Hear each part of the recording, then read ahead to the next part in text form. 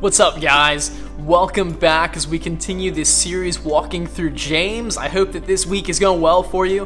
I think this is technically the second week of summer break for most of you guys. Maybe it's your first week. Maybe if you're homeschooled, you're still doing some schoolwork. But whatever's going on, hopefully you guys are having some good time and getting to relax. Hopefully as some of the restrictions start winding down, you're getting to hang out with friends and have a good time. But we're going to dive right back in. And so today, as we continue this series, we're looking at James chapter 2. Just as a recap, James is writing this letter not to just a specific church that's having issues, but to all Christians throughout the Roman world to encourage them and give them some guidance on what's going on. And so as we look at chapter 2 here, James is making a distinction about faith and works. Now, when we start looking at this passage, it's important to understand that salvation solely comes by faith. James is not writing here that your deeds and your works actually bring you salvation. That has nothing to do with actually getting you saved and making you right with God. What he is writing here, though, is that your faith and works work together to make your faith real. And we're going to look into what that really means, because it can be kind of confusing. But he writes here in verse 15 of chapter 2, if a brother or sister is without clothes and lacks daily food, and one of you says to them, go in peace, stay warm, be well fed, but you don't give them what the body needs, what good is it? Or what good are just your words by themselves? In the same way, faith, if it doesn't have works, is dead by itself.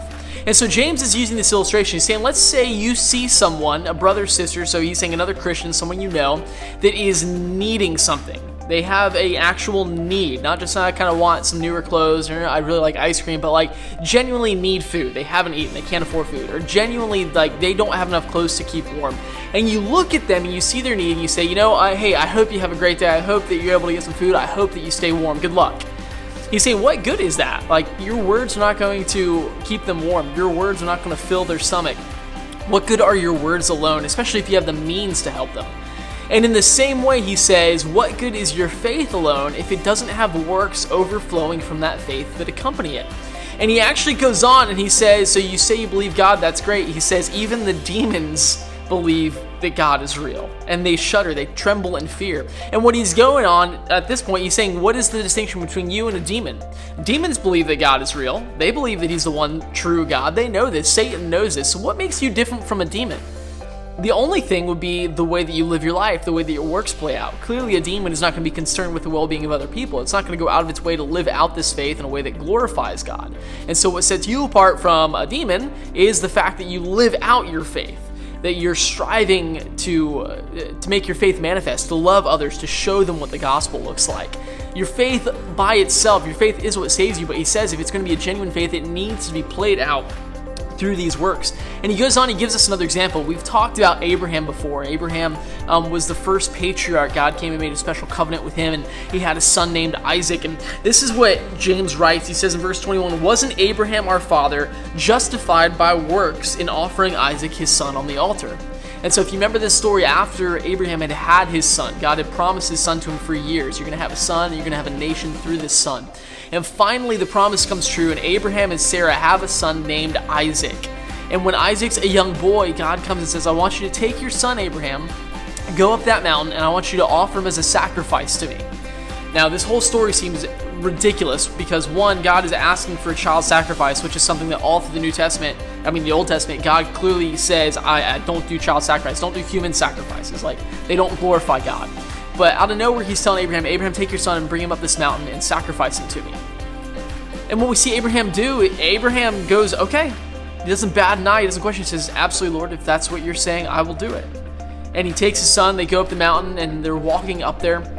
And we see that Abraham's faith is rock solid. They get up there, and his son Isaac asks, well, where's the sacrifice we're going to offer? And Abraham looks at him and says, the Lord will provide a sacrifice. He is fully confident that God is going to do something. Either God will provide something, or God will have him sacrifice Isaac, and then he's fully capable of raising Isaac back up.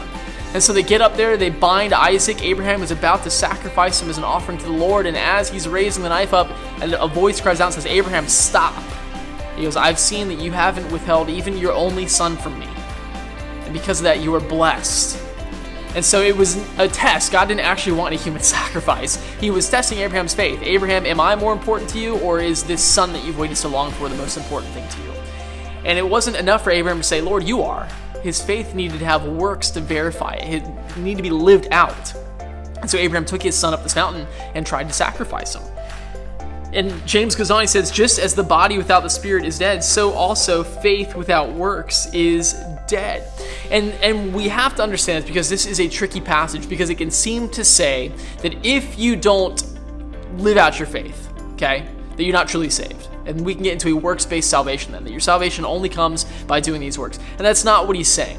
So your salvation is by faith alone, okay, in Jesus Christ. But what James is saying here is that if your faith is genuine, it needs to be lived out.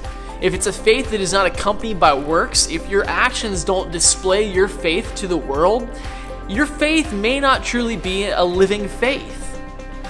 And that's a hard truth to look at. And I'm going to be honest with you, just because I'm a Christian and I believe that Jesus is the Son of God, and I believe that he died for me, I am not always 100% living out my faith every moment. There are times where either out of frustration or laziness, I don't live out my faith, and there are times that out of fear, I don't know what someone's going to say, how they're going to respond to me, I don't live out my faith like that. And I think that's normal. We're human. God understands that. But I do think he expects us to try, that we should be trying on a regular basis to live out our faith. We should be making efforts, pursuing activities that demonstrate our faith in a physical world to those around us. I love you guys. I hope this passage is encouraging. I know it can be tough and maybe it's bringing some questions to mind. I would love to talk more with you about that. If you want to comment down below and tell us what your thoughts are on this passage, or message us on Instagram, I'd love to hear how your day is going. And until next time, I'll see you guys later.